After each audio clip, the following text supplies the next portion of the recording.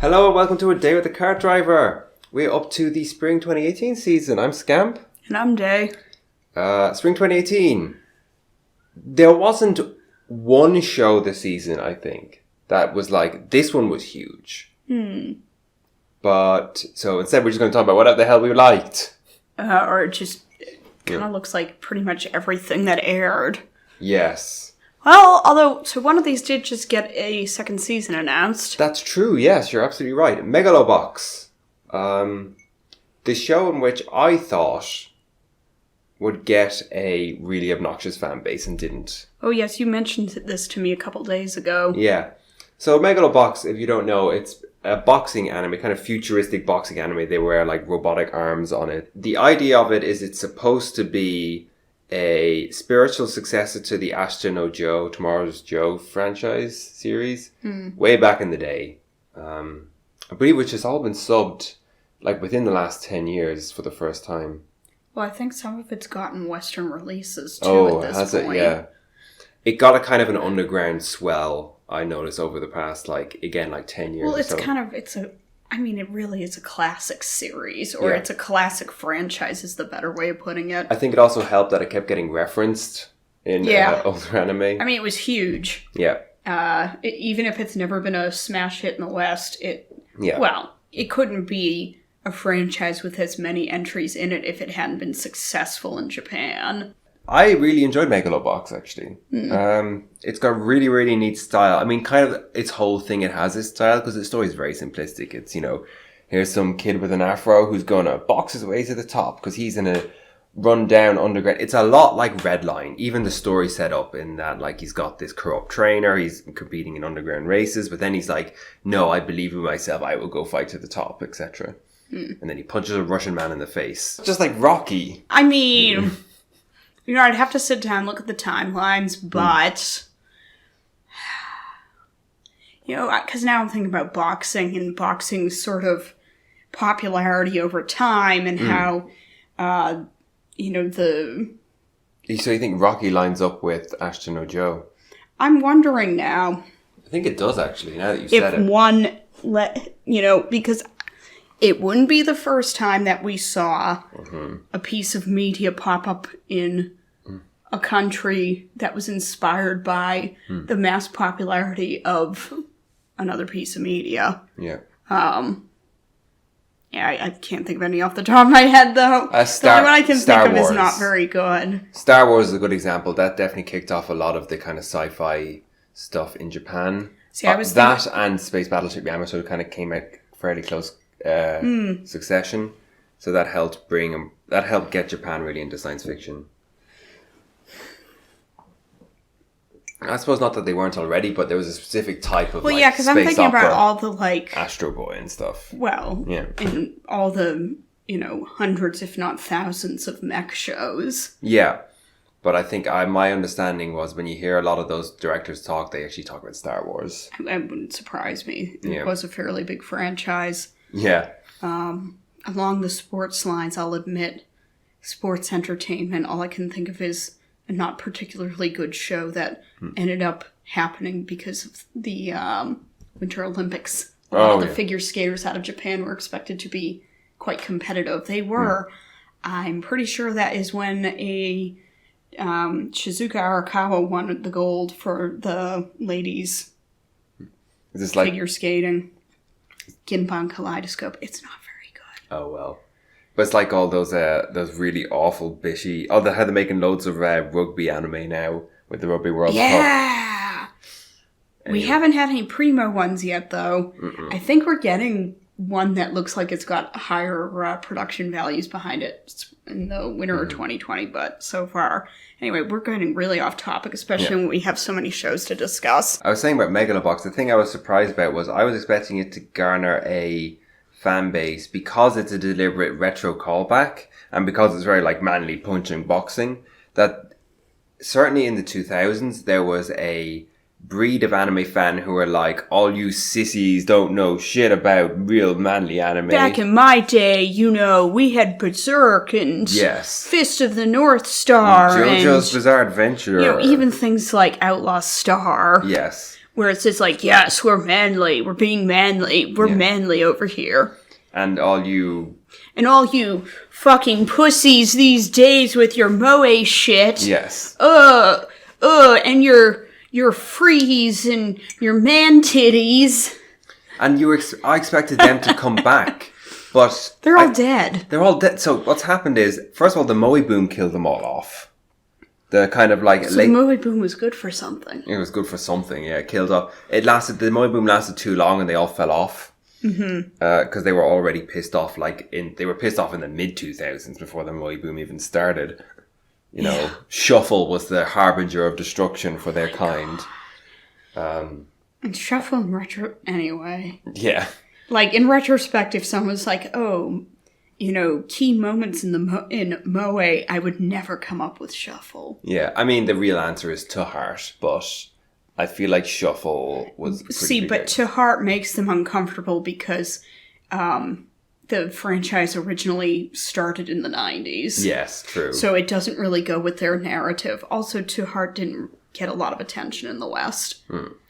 Well, in fact, by the time that you saw, there was this season... They had the adaptation that aired in, I don't know, like 7, 8, 9, somewhere along then. At that point, it felt as weird and retro as it did for, like, airing in 2019. There's also the funny part of all this. A lot of these people were mech fans, and it's like, all this moe shit killing our manly mech anime. The moe shit didn't kill mech anime. Bakugan and Beyblade killed mech anime. Oh god, yeah. Because it was what you sell toys with. Pokemon. And Pokemon. Something stuck in my throat. Yes. But so those fans are dead, and like... Well, they either dropped out of fandom or they adapted. Yeah, exactly. And I think the bulk of them dropped out of fandom.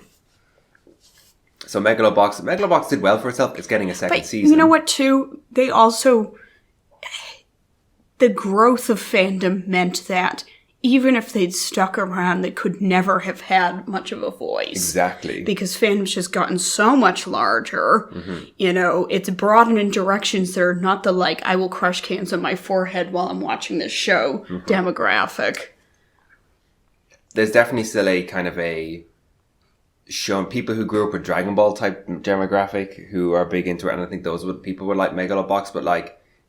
They're also not as toxic to begin with. Exactly. They tend to be much more... Well, I mean, something like Dragon Ball is significantly different from something like Fist of the North Star. Yes. Or even Berserk. But yeah. Megalo Box was cool. A little shallow, but it's cool. Oh, it's getting a second season. So good for... I don't know what are they even going to do for second season. I have no idea. I haven't seen it. It's just not my kind of show. No. Cool. You know, it's ironic, but actually sports shows are kind of a hard sell for me. Unless it's Haikyuu. Well, it has to be pretty good. There has to be some compelling reason to watch it other than, you know, the sports, which is why, for example, despite liking baseball, other than Taisho Baseball Girls, I haven't probably watched a baseball show in, I don't know, like 15 years. Because my feeling was always, why am I sitting here watching this thing stretched out over 5 episodes? Yeah. When I could just go watch a goddamn baseball game. You know? Anyway. There's a lot of other stuff this season, so we do need to move along. You know, if we're going to be talking about, this is the sort of thing that the fans you were referencing earlier may have gotten into and been like, see, this is like anime when it was good. Things like Golden Kamuy. Exactly. I was thinking that myself. This might actually be the biggest anime this season. Like, the mangas are really, really... It's very successful in Japan. I just remember the bear. The bear. It's Golden Kamuy. If you look it up, it's based around... It's set like pre-World War One. It's set in, I think, in the wake of the Russo-Japanese War. Yes, which is kind of because he's a veteran. Is he a veteran? He's a veteran of the war. Yeah, so the Russo-Japanese War was 1904 to 1905, or 05 to 06. So it's set around like what, 06, 07, 1907. Yeah, And it's set in Hokkaido. Up north, where it's all snowy and shit. And the Ainu live. In case you're not aware, so in Japan, yes, the dominant group are people who are ethnically Japanese. They make up the bulk of the population. However, there are other ethnic groups within Japan who traditionally have not tended to be treated terribly well by the central Japanese government. And I'm talking even going back to, like, oh, yeah. you know, the Tokugawa regime and all exactly. that. And the Ainu are one of them. The manga itself has been really good for, you know, attracting attention to Ainu culture and the plight that the language faces, because it's one of those languages that, you know, there's like 20-something people who speak it at this point type deals.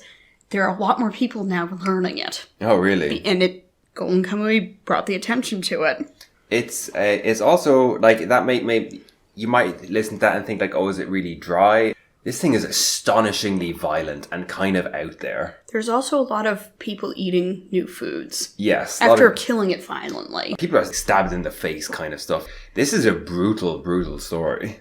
Well, at the same time... I don't know that this was adapted, but I know there's someone who ends up skinned in the manga. Yes. And that makes sense. Oh, so it's one of those, like, hard, edgy ones. Yeah, but it's also, like, weirdly goofy as well. It's an interesting piece. I saw 2 episodes of it. I keep meaning to go back to it. I got turned off by a CG bear in the first episode, which looks terrible.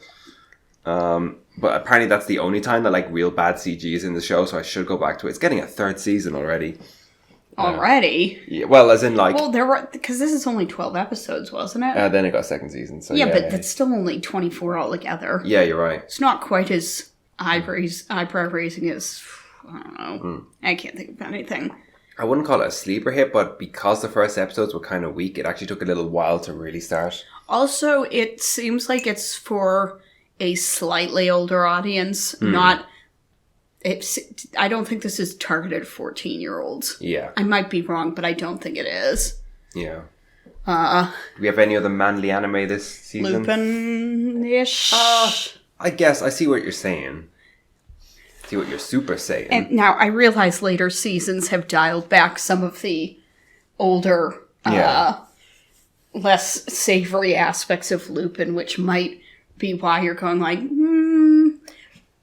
Yes. But it's in its original incarnation, I'd say it was fairly like, yes, manly. Oh, this genius thief who, you know, and the femme fatale, and you know what I'm saying? And those are all still there, but you were talking about it being older. You could not imagine a more modern Lupin than this. I really, really, really enjoyed this series, actually. It is, like, the most modern... It is the Lupin III characters and everything... But in a world in which, like, they're dealing with things like cryptocurrency, social media trends, the dark web, how people utilize app surveillance software to control a developing nation, and all sorts of weird shit like that, and then they just drop the Lupin characters into there, and they all act the way that you expect them to act. Wasn't there an episode focused entirely around the fact that the toilet was broken or something? So, yes, the show is split into 2. Actually, that episode was kind of funny, but... I'm not trying to slam it. That is that can be an entirely fine premise for humor and such. The show's kind of split into 2. Half of them are these, like, kind of super modern ones, and half of them are kind of, like, goofy side episodes. Often they're, like, callbacks to older style of Lupin. They're a lot sillier. I thought those ones were way, way weaker. Whereas I really like the super modern-y stuff. It's fascinating. I really, really enjoyed it. All right. We've talked enough about all stuff that you liked. Okay. Let's talk about something that I liked. Yes. All right. Uma Musume. One of the shows that actually killed. I mean, if the complaint is there's no more manly shows, it's because men started watching stuff like Uma. So there's 2 levels. Yeah, you're right. It's, you know, some of it is we're not making some of these mech shows. Well, anyway, Uma Musume is the sort of show that, like, a 35-year-old guy is now watching instead of, you know... Correct. Baki the Grappler. Yes. So Uma Musume actually wasn't a bad show. It really should not have been good at all, and I watched it because the whole premise was, okay, so the premise is, what if horse racing but with cute girls? No, not that the girls are the jockeys. No, they're the horses. So it's all about horse girls. They have horse ears and tails. They have to have special phones. Like, there's one of the things that this show actually I think did a good job with is it genuinely thought a little bit about, like, okay, if they're horse girls, how would that impact, what phones in their homes look like? So, the handset's huge, so it reaches their ears on top of their heads.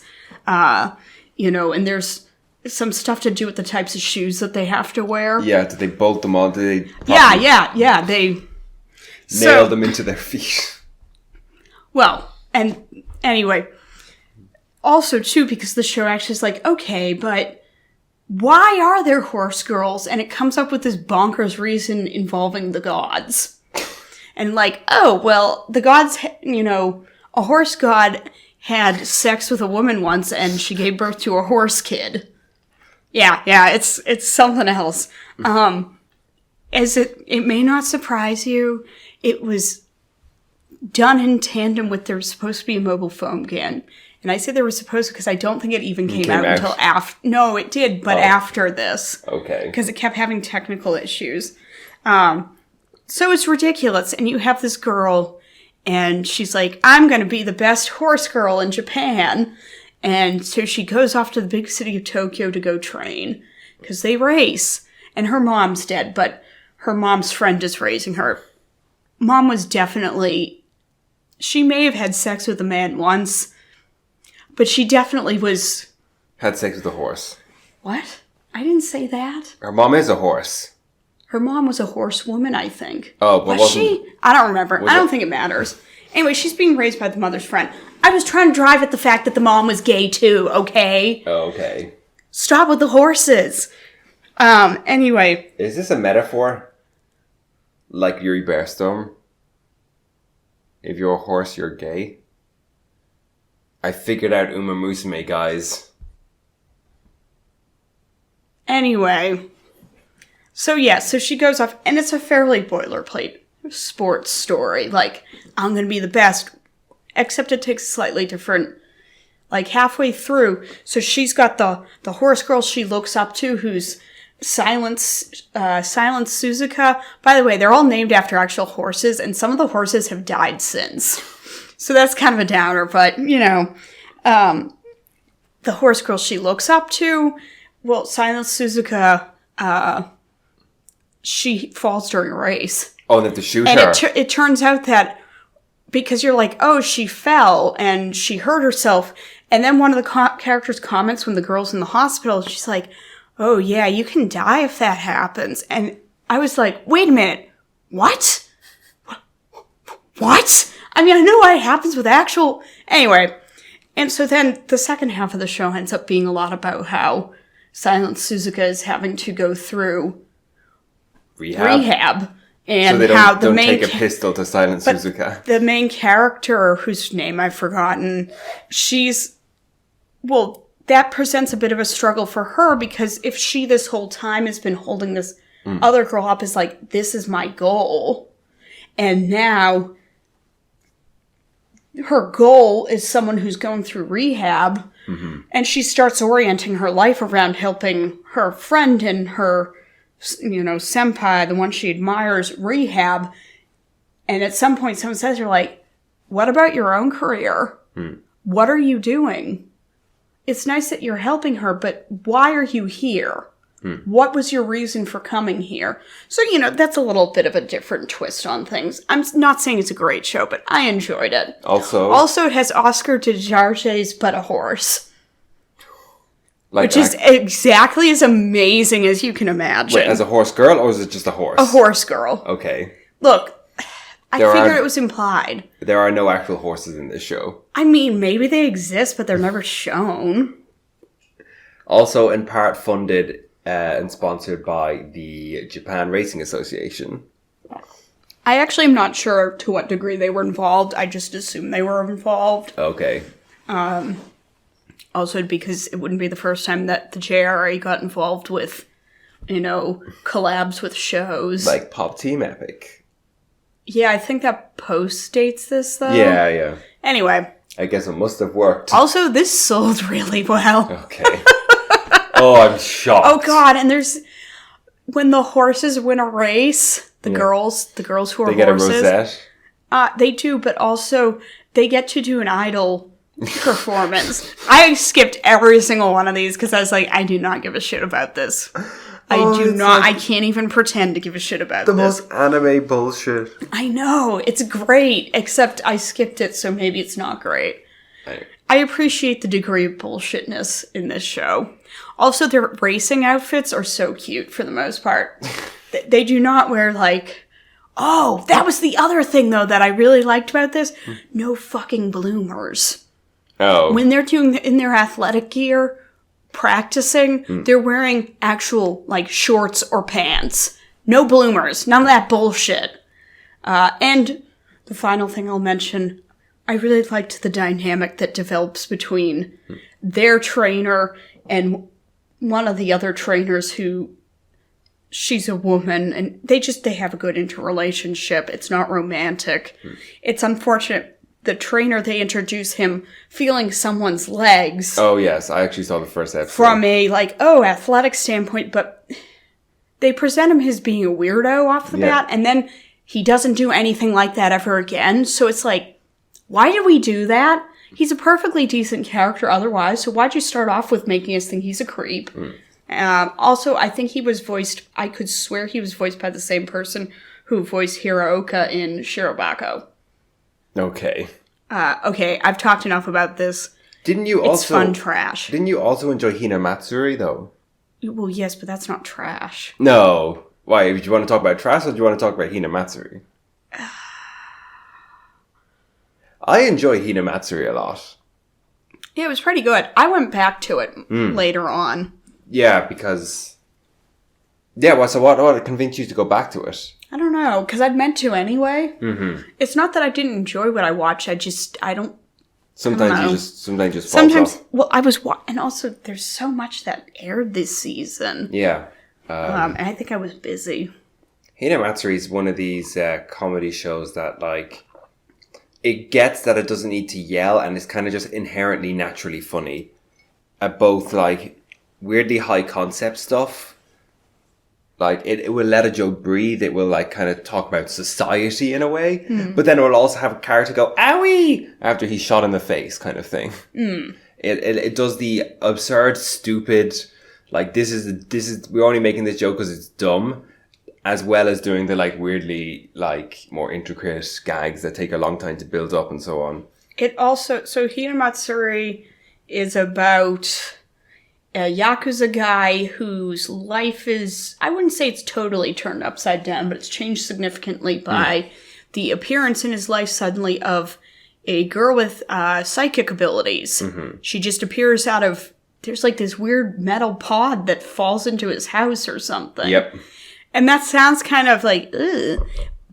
But so one big plus for this show, they are not trying to promote this as a possible romance. Oh no, not in the slightest. No, he ends up being her dad. He's a he gets her enrolled in school. Yeah. And all that because it turns out she's escaped from a lab and she has no life skills whatsoever. Also, she's appallingly lazy and generally not a very nice daughter.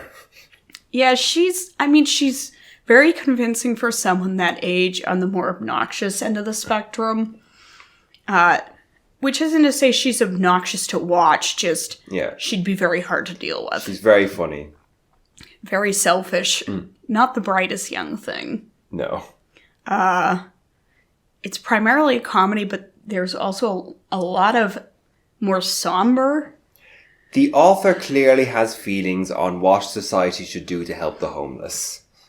There is a sub-arc in this show involving another psychic girl who ends up homeless and ends up taken in by a community of homeless people who then, well, they also though ultimately decide, oh, I remember what it is, their camp's going to be cleared. Yeah.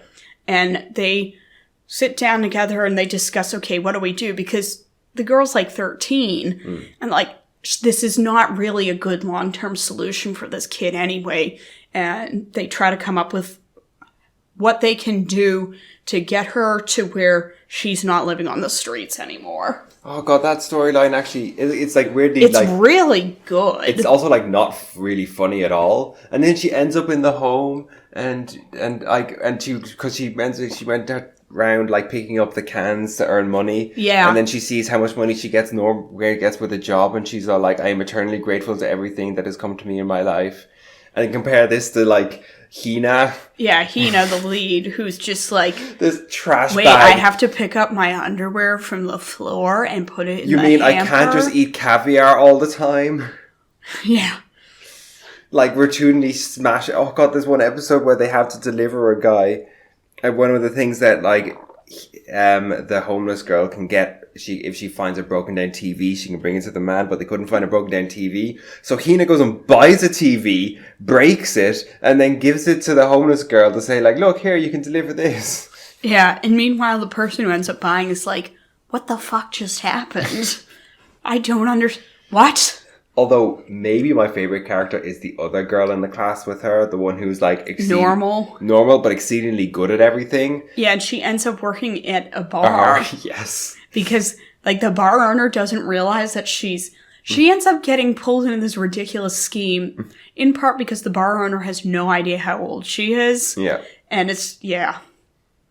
God, just the scene where where the drunken group walk into the bar and she sees them all, including like her teacher. Oh yeah, her teacher, and she's like, "Oh shit!" Just that whole episode, just like there was a point I had to stop because she has a lot of good facial expressions. Oh, she does. The show in general, like the one where they have the like psychic battle and they have to point up during like rock paper scissors, and it's all the gravity going. It's Hinamatsuri's great. And so the one thing that does give me a little bit of pause, I'm kind of uncomfortable with how the Yakuza guy is presented in the sense of... Yeah. The presentation of the Yakuza is roughly along the lines of what it is in pretty much every other piece of media out of Japan going. Which is to say... Not very critical.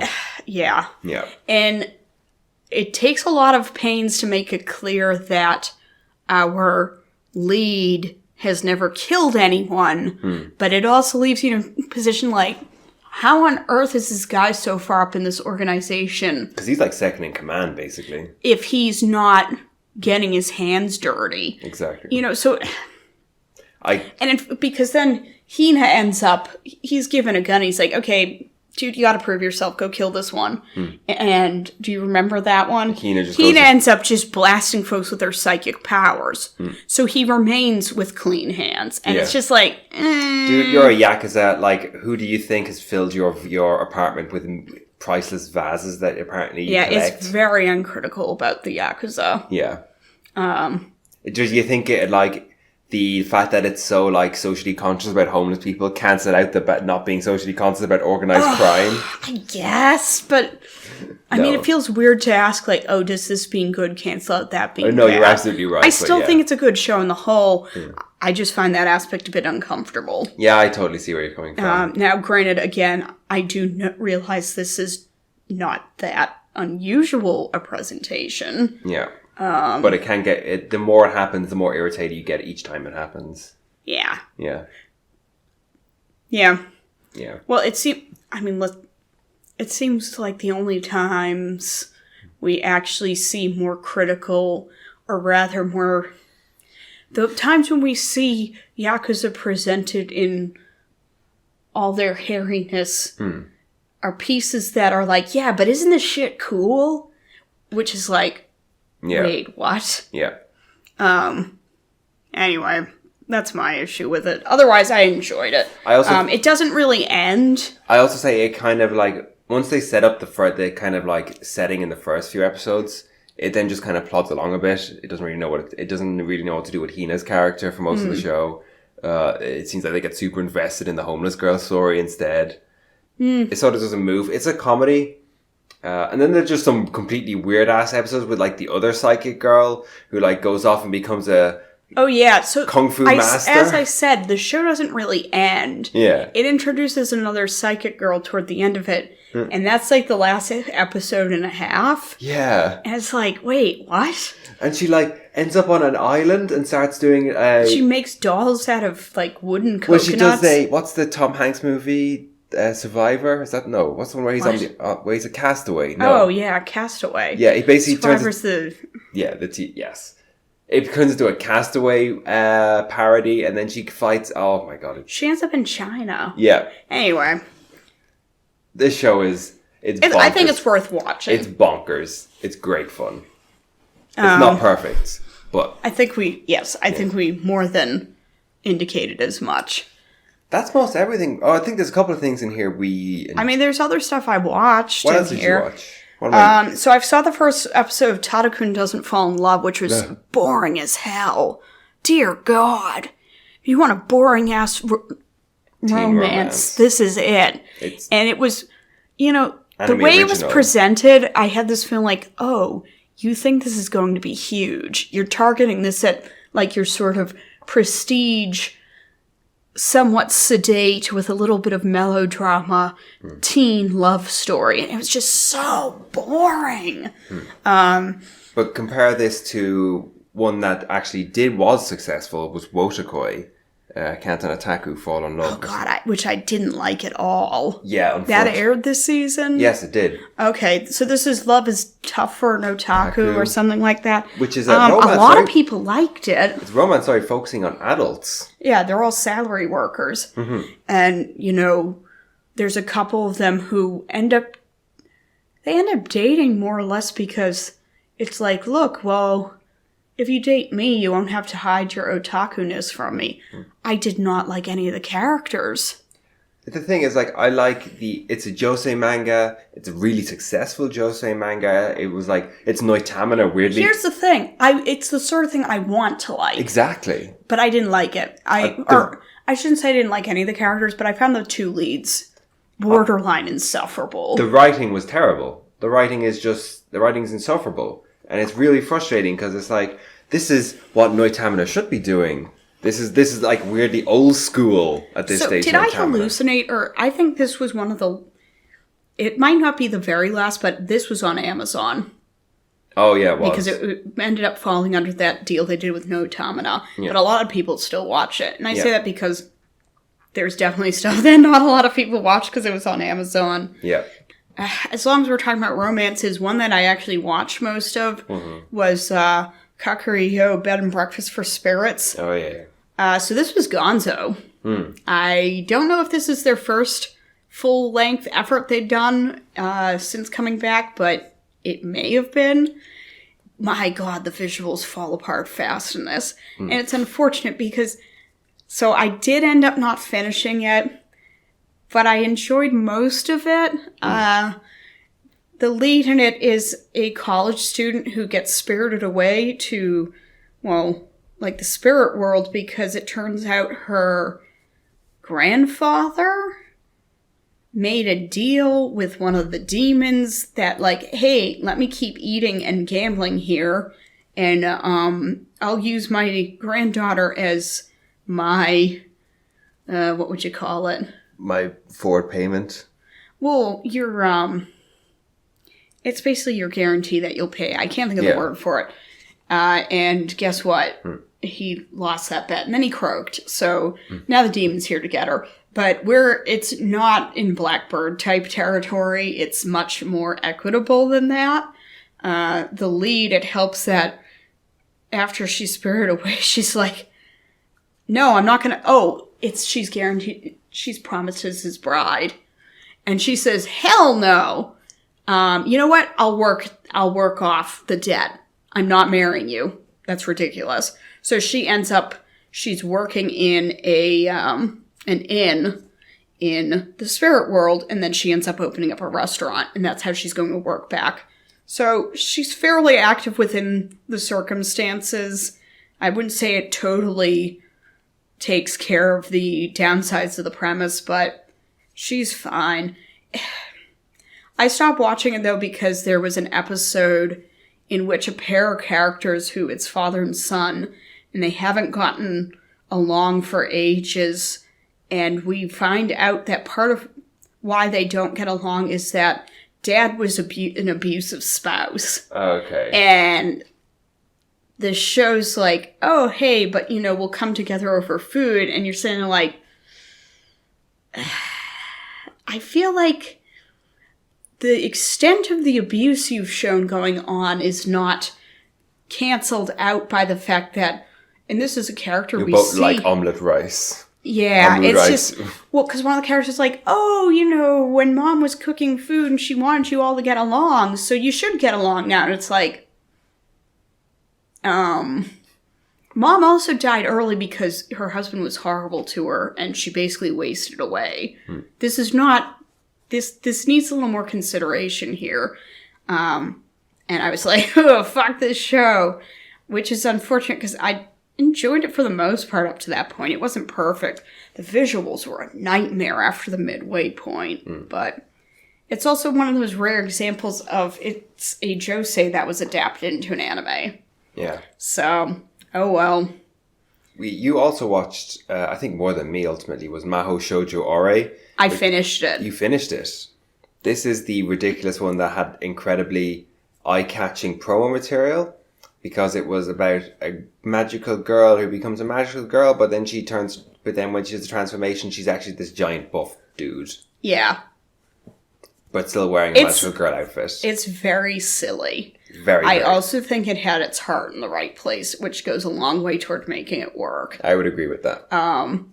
This is a pretty queer show. Oh, yeah. There's a lot about just same-sex attraction, playing with gender,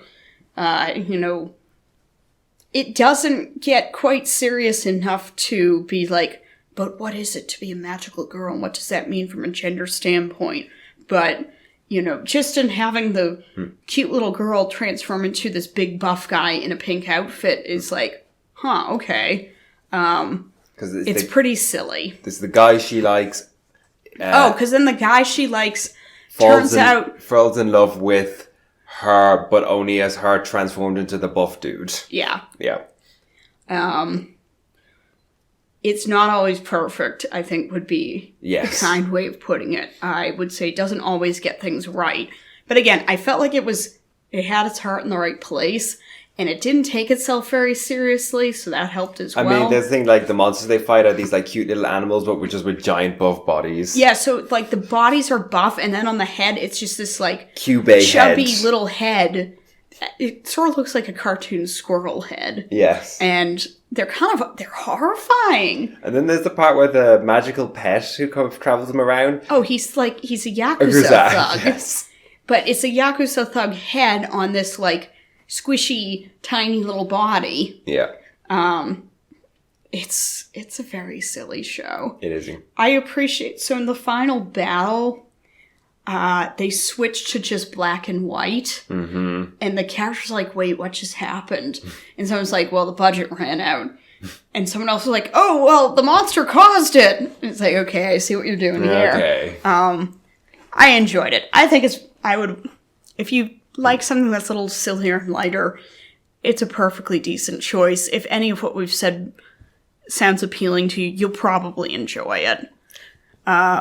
It just occurred to me that we were talking about what was the biggest show of the season. Oh. In Japan, certainly if you wanted to go by like TV ratings / merchandise sales, maybe less so abroad, but it was never going to be big abroad, is the return of Gege. Oh, Gege no Kitaro. This was a very primo treatment of it. Yeah, but it's still running. Well, yeah, of course it's still running. Do you know how much material that man made in his life? But it's also... There's a lot of anime original stuff. They also adapt a lot of it for a more modern type of setting. They have smartphones. Oh, God. The first episode riffs on an infamous incident involving a Western YouTuber going to... It's the Awo... It's the Death Forest. It's Awamori? I can't think of the name of it. It's the forest at the foot of Fuji, which it's a very popular suicide spot. And he went there and he found a dead body. And instead of being like, okay, let's stop filming now, let's call the cops, he kept filming and posted the film on YouTube. So that's the first episode riffs on that. Oh yeah, it's the guy going, "Oh, I'm such an influencer. I'm going to stop all the." And then he turns into a tree. Yeah. And then everybody turns into trees. I think it's a good presentation of material that has gotten presented quite a lot over the years, because this is, I don't know, like the 5th or 6th anime adaptation of the stories. One thing that always cracks me up is people have shown the gradual change. The evolution of the character designs over time. Of specifically the Neko Musume. Where she goes from this like weird, horrible little demon goblin thing to like this like really glammed up pretty girl with purple hair. Yeah. She always had purple hair, I think. Yeah. One thing I will mention, because you said Neko Musume, there was a bit of frustration when this was first showing on Crunchyroll, because a lot of the names used for the characters seemed strange. They translated them. It's worth pointing out, though, that those are officially approved names, and those are the names that have been used in every translation of the property in the West, in English. So some dodgy translation from the 70s. No, that's actually what was... So Shigeru Mizuki's the original creator. Yeah. The people who owned the rights to all his stuff in Japan, and in fact, maybe he approved it too, because he was alive when he first saw this stuff getting brought to the West, they're the ones that approved it. So it's an Attack on Titan situation. Because I think it was Drawn and Quarterly licensed a bunch of, or you know what? No, it was Fantagraphics.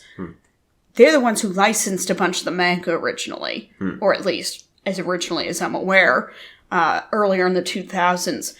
Those were the names that were dictated from Japan. These were not names that were picked by translators, nor were they names that, so people are like, oh, how dare you call them this? It's like, no. Those are the ones they wanted. So Neko Musume became Cat Chick. Which is like, what? It's an attack Some of them work better than others. It's an Attack on Titan situation where it's like the original name was given by the original author and approved by him. The English titles for his characters, and you're like, I don't think... Look, I know that you chose this... But maybe get someone who's an actual translator for a living. Wow. Yeah. But it's been very successful in Japan, and it's still running today. Yep. Anyway. I liked what I saw of it. It wasn't enough to keep me engaged. They went into a story arc I wasn't nuts about, so. Oh well. Something I thought I think this may have been I think this may have been a victim of Netflix, because it was a Netflix. Wait. I know what you're going to talk about, maybe. This did well enough that Netflix is making more. Wait, they're making more? Baki the Grappler. No, I wasn't talking about Baki. I was talking about Hisone Tomasutan, the Dragon Pilot. Was it Netflix that licensed it? Maybe. You know what? You're right. Yeah. There are 3 shows that they licensed this season, actually. The other one was Lost Song. Okay. Because Hisone Tomasutan was like anime original. It was about it had a really neat art style. It was about this like military force, and they had dragons and they flew around and stuff, but like modern setting, like the dragon took off from like an aircraft carrier, and it was focused on women who engineers, I think they were. Has a neat ending song. Look up the ending song. It's sung in French, and it never went anywhere despite having a really neat look. Sat on it a long time. That's exactly the problem. It never. So I've never seen it. I know it got kind of mixed reviews. I know people were mixed on, so it ended up focusing a bunch on, like the experience of women in male-dominated workplaces and, just harassment and that sort of thing, and or just a more general dismissive attitude towards women in a professional setting. And I know I saw some people saying, they were like, okay, it's nice that you're doing this, but it feels like you didn't actually... talk to women? You didn't actually delve as much into it as you like to think that you did. You brought this to our attention, but then you didn't actually go the whole way. You didn't follow through on this. I see. And I know at least one person I saw complained about some of the visual treatment of the female cast. as undermining some of the messages. Oh, yes. Where they talk about feminism while they're doing this. I don't think it's quite as outrageous as some things. Like, it's not like G.I. Joe. What was the sequel? Rise of Cobra? So the second G.I. Joe live action movie. Okay, we're where going there. They had a female character who's talking about dealing with sexism in her life while she's changing clothes, and the male character is trying not to look at her. And it's like, you've got to be shitting me. And the camera pans up her backside. Oh, yeah. And it's like, come on, dudes. That's some anime motherfucking shit going on right there. But speaking of Netflix, though, because we're already talking about some, I mentioned Lost Song, and I'm going to just knock this out quickly because I've seen a couple episodes. It's awful. Oh. It's just totally generic crap involving the power of song with, like, some of the most blatantly cartoonish villains I've seen in a while.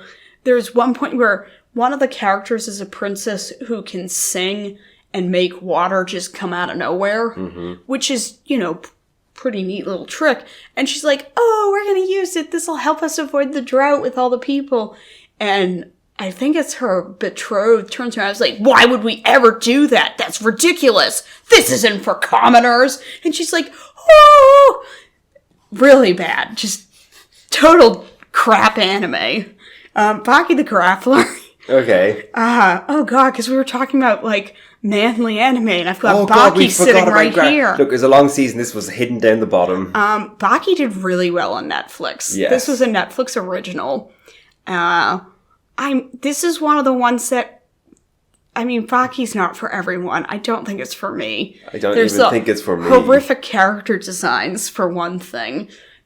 So if you're not familiar with Baki, if you've ever seen the cover of a manga, which featured a super buff-looking guy with basically a sex doll face, that's Baki.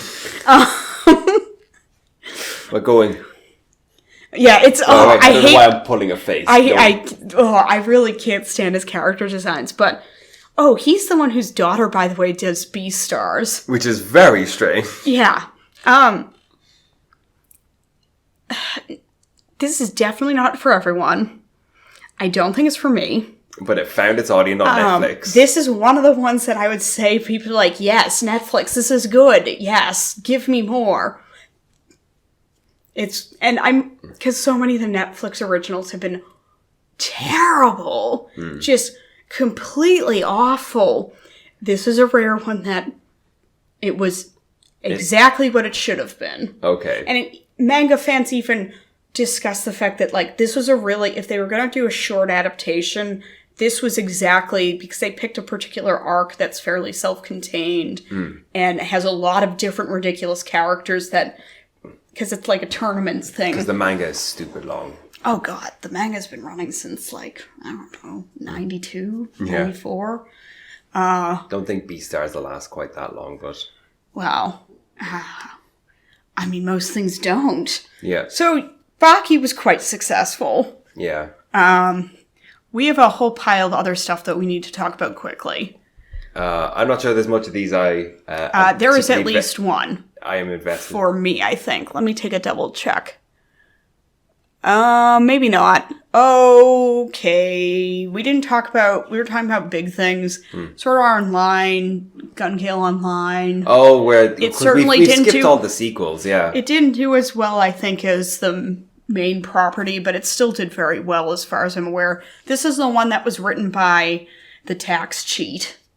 I didn't even know it was written by a new author. Yes. The person who I could have sworn this is by the one... Mao Yusha guy. No, maybe he's in the tax cheat. Maybe he's just a libertarian. A lot of these light novel authors have been tax cheats. It's sometimes hard to remember which is which. No, what's the name of it? Just got had the adaptation with the horrible sheep. Oh, Kino's Journey. Yeah, it's that author. Oh, is it? Yep. Huh. Yep. Huh. I've actually seen a few episodes of it. Okay. It's fine. It got way too into the nitty-gritty of online gaming, though, and I was like, I'm bored now, so I dropped after 3 or 4 episodes. Oh, well. Let's see. Oh, that was... Steins Gate Zero. Yeah, I mean, considering what a huge deal the original Steins Gate was, like that thing was, it's continued being like keeping in anime fandom's consciousness. It's been really interesting to see just how much Steins Gate has lasted. So that's part of the reason why they put a sequel, some 8 years after the original, 7 years, 2011. So yeah, 7 years after the original, they put a sequel. Speaking of sequels, well after the original. Well, no, because I actually seen some of Steins Gate Zero. Okay. Some. I only saw like 3 or 4. I actually really liked what I saw as well. Like, turns out Hyo Kiyoma is a really good character, and I really enjoy anything with him in it. I stopped watching it. I think some people who I followed, got really disparaging remarks about how it went. But then other people said it was really good, and it just seems like reviews are really mixed. I will go back to it one day. It's worth pointing out, you may have not kept up with it because you moved. Oh, that's probably another toward reason. the end of this season. But I did keep up with all the other stuff that was airing, like Hinamatsuri and Megalo Box. So. Full Metal Panic and Invisible Victory. Oh, dear. Oh, I don't remember, because by the time... So, I mean, part of what your blog was known for at one point was the fake season charts. Yes. So these were seasonal charts that, included things that were either so clearly would never get an anime or, things that were hoped for sequels. Yes. One of them was Full Metal Panic. Every single one in the bottom right corner would always include Full Metal Panic sequel and the plot description would be, it's a fake seasonal chart when it includes a Full Metal Panic sequel. It had become a meme. Like, it was a meme before I did it. I think that helped because those charts were very widespread.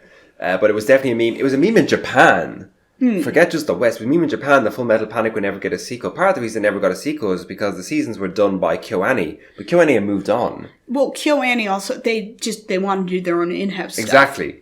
So the idea that Full Metal... Because the manga, the light novel, had kept going on, had lots of material that people wanted to see adapted. And it's now being released in the West. Yeah.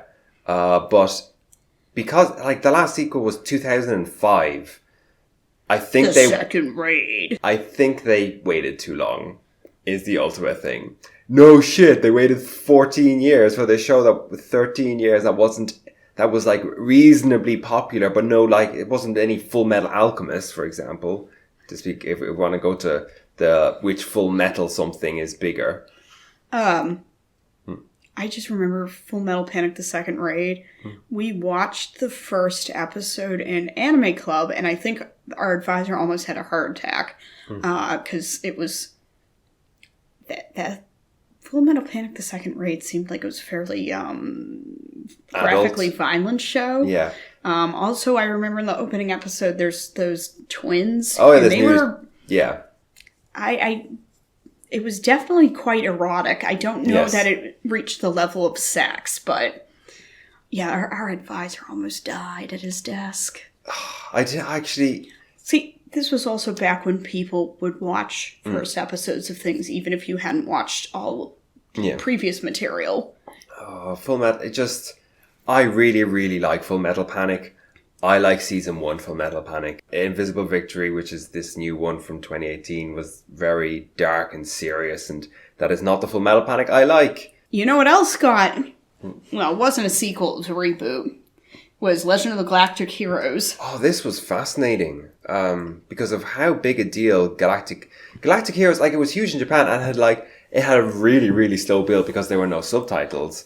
But once it did, and word of mouth spelled about the original Galactic Heroes, it gained a cult following in the West. It helped. Yes, cult. It's a cult hit. That's definitely the best way of putting it. It helped the novels get licensed and published. Which is, they're not light novels. It's worth making that quite clear. These are, I don't know that I'd go so far as to say heavy duty science fiction, but there's some pretty beefy boys. I've read the first 6 volumes of the novels, even though I haven't watched much of any of the anime. I've seen all the anime for the original. And the novels are definitely...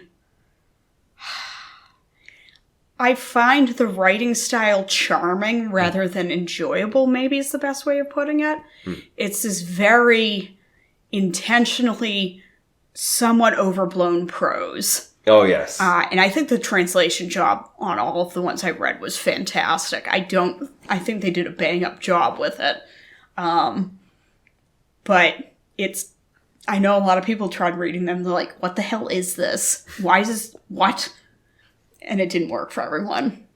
So I really like Galactic Heroes, like most people who actually sat through all of that massive... Funnily enough, I actually don't. You don't? Yeah, because you don't like Yang Wen Li. And I think that's probably from reading the novels. Yeah. Because, so the novels, you spend a lot of time either in the head of the true primary protagonist or very close up with them. Yang does not do well by you being inside of his skull.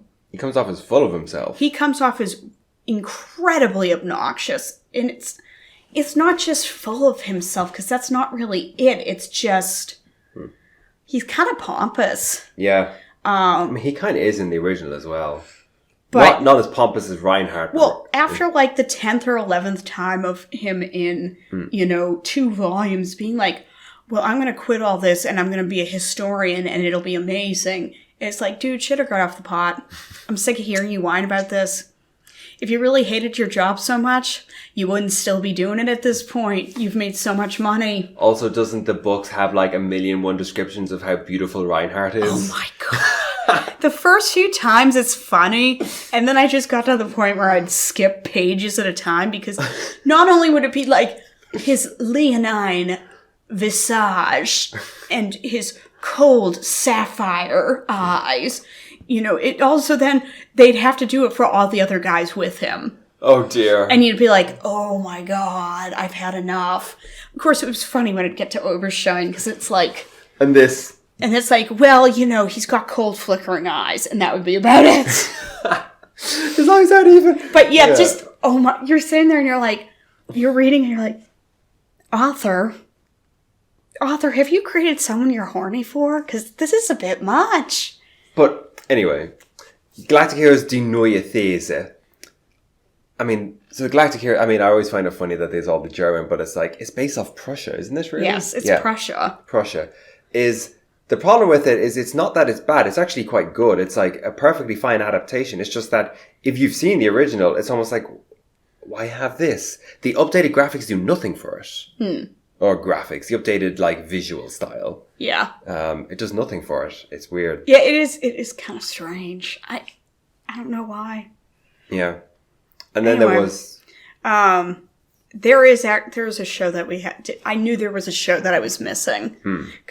So we have this huge list of all these shows we have to discuss. I was forgetting... what was the English title? Labyrinth of Nil Admirari. Oh, yes. So this was an Otome adaptation. It takes place in a Japan where the Taisho era didn't end until... Well, they don't tell us. It's 1935 and still the Taisho era. So it didn't end in 27 like it was supposed to. 27 or 29? I think it was 29. Like it was supposed to have. And it involves... There's a girl. She is the daughter of impoverished aristocrats. And her father is trying to bargain her away in a marriage so he can have more money. And her brother's upset. And then her brother catches on fire. Yes. And it turns out that there are these cursed books going around that people who read them basically end up in a hypnotic state and light themselves on fire. And so she ends up tangled with this agency that's dealing with it and trying to track them down, because it turns out most people can't visually identify the books that are dangerous. But she's able to see them because they look different to her. Like, they've got a glow to them. So she can very quickly look and be like, oh, that's one of those fire books. Okay, we need to take care of this. That's one of them there books that you read and catch on fire. So I ended up liking this. I wish it was a little bit better. I wish it wasn't as much of a slave to, we have to adapt a little bit of every route. We gotta give every guy a little bit of attention. The dating game. Because the underpinning thing, though, is that it's very much about, I don't know that I'd go so far as to call it a feminist show, but the underpinnings of it are definitely feminist. Like, it's set in the Taisho for a reason. Taisho, in the popular imagination, is viewed in Japan as embodying this modern spirit. And, Japan was moving forward in the world and opening up. and lots of exciting things were happening, things were changing, you had modernity, and of course, now, we all know it ran up against the wall of Showa, but they picked this setting very specifically. It's supposed to be because she doesn't go through with the arranged marriage, she moves out and she gets a job. And her female friend, the ones you always have in these otome things. The ones that you always have a crush on. She also has, well, not in this case, she's a little femme for me. She has gotten a job as a journalist, and she's working as that, and there are discussions within the show that she has specifically about, like, well, we gotta show that women can also be in the workplace and work hard and do a good job. So there's absolutely that theme in the background. And I really liked that. So it's unfortunate that they end up so beholden to the, we gotta show some of these, each one of the guys we gotta show a little bit of. I also, this is the one that you really like the OP for. Oh, this is that one. Yeah, this is. It has a good OP. It also has a ridiculous ending theme. Okay. Because the ending theme looks at the viewer and is like, folks, maybe not within the bounds of the show, but this girl does have sex. Oh my. Which is like... So many of the otome adaptations are just so sedate, and they're careful to not be like, yo dudes. Well, yo dudettes. Debbie fucking. The point of the game is you get some sex. I think the ending theme's a scream. Okay. I really enjoyed it. Speaking of, I don't know that this was an otome adaptation, but it certainly came across as a visual novel adaptation. Butlers, which I don't think anyone else watched and wasn't very good, involved time travel, and I don't know what to say to you. Time traveling butlers. But it's like they're taking care of this aristocratic girl, and then like something happens where they end up in the 21st century instead, and it's not very good. Okay. I enjoyed it, but it's not very good. Yes. There's the day classic. It's not even... I don't know why this was as... Its score on Mal is appalling. It's like a 4.9. And it's not that bad. I would say it's not great. Okay. This is not a shit show, which is kind of the classic me show. Yes. Is, things that other people look and are like, ugh, what? You watched that? You liked it? Like the one by the author of High School of the Dead. I'm deleting you out of my phone because you're a weirdo. You don't know Gunma yet. Oh god, that thing. This is basically a promotional anime for Gunma, adapted from a manga of the same name. Gunma being a prefecture within Japan. It was voted the most boring, wasn't it? Yes, something like that. So it's all about like, yeah, but check out the stuff in Gunma, but it's also a comedy. Yes. So this guy ends up moving to Gunma, and he's like, oh shit, this place is the boonies. And then it turns out that a lot of the people are just complete weirdos. It makes a lot of fun of its own. Yeah. I remember there's this one bit where the guy's thinking, oh, because he's with his cousin, and his cousin's like 6 or 7, he's a little kid. And they're like, oh, we're going to the beach. And I don't remember what his cousin does, but it's weird. And he's like, what? I thought he was normal. So it's fun. We might even... Didn't exactly sell Gunma. Because if anything, most of their jokes were like, yeah, Gunma's a shithole. It shows you some... It shows some of the things you might want to check out. Okay. But yeah, a lot of the jokes were like, hey, we're all weirdos here. Yeah. Actually, it did make me want to check out Gunma. Gunma, oh god, okay. But I'm a weirdo, so... Oh, there's the porn! Oh dear. So I've watched part of this. Sweet Punishment. I'm the guard's personal pet. This is by Magic Bus, which at this point only makes porny shorts. It's not good. A woman ends up going to prison wrongly for embezzlement, and it's basically... So this was a josei, and it's just... She just gets sexually assaulted constantly. It's terrible. Yeah, it's really bad. That's why I stopped watching it.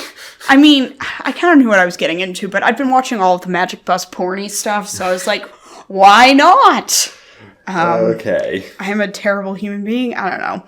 Oh god, this thing is way too long. Liz and the Bluebird. We were talking about Kyoto Animation earlier. This is a spin-off from Sound Euphonium, which did pretty well. Which you like a lot. I liked the first season. Yes. I know a lot of people really liked this movie. By the way, you don't have to have seen any of Sound Euphonium to watch this movie.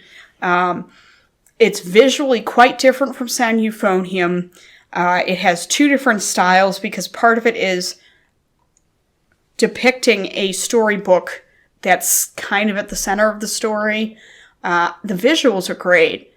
I didn't like this at all. No, I saw that coming. I probably should have known that. In fact, I suspected I might not because it focused on two characters that... So, I mentioned that I liked the first season of Sound Euphonium. Well, the second season starts out with two characters. We didn't see it all in the first season, and is all about their melodrama. That's part of why I didn't like the second season, and I ended up dropping it. It's focused on those two characters. And it's just...